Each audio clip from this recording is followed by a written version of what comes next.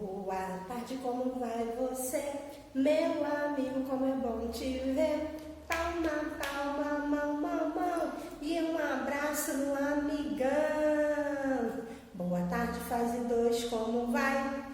Legal. Boa tarde, fase 2, como vai? Legal. Faremos o possível para sermos bons amigos. Boa tarde, fase 2, como vai?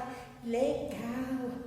Hoje, pessoal, nós vamos ter nossa aula de movimento e a nossa aula de linguagem juntos. Hoje vamos falar da vogal E. Quem na sala tem um nome que começa com a vogal E? Enzo, nosso coleguinha Enzo, ele começa com a vogal E. E que cor é essa que tem a vogal E que estávamos falando semana passada? É a cor verde, pessoal. Então, hoje, vamos fazer uma atividade bem legal. Nós podemos pegar, fazer a vogal E e colocar papel em cima dela.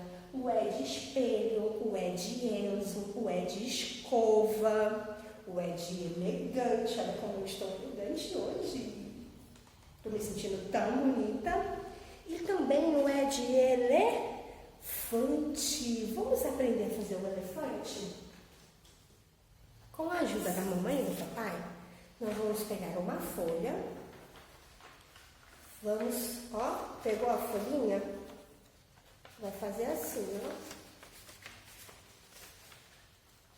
Tá vendo?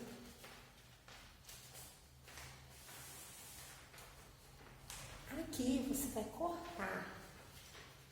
Já vai tentar cortar aqui, ó, sem a tesoura.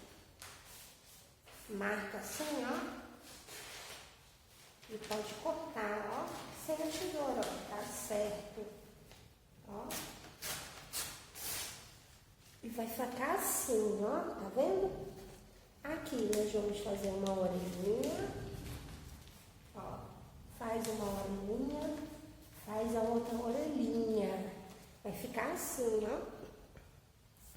E a tromba do elefante? Como o elefante faz? Nós vamos pegar uma tirinha de papel que sobrou dessa daqui, ó. E nós vamos dobrar para frente e para trás. Para frente e para trás. Para frente e para trás. Para frente e para trás. Ela vai ficar assim, ó. Tá vendo? Aí nós vamos passar um pouquinho de cola. Aqui, ó, um pouquinho de cola. E nós vamos colar aqui, ó,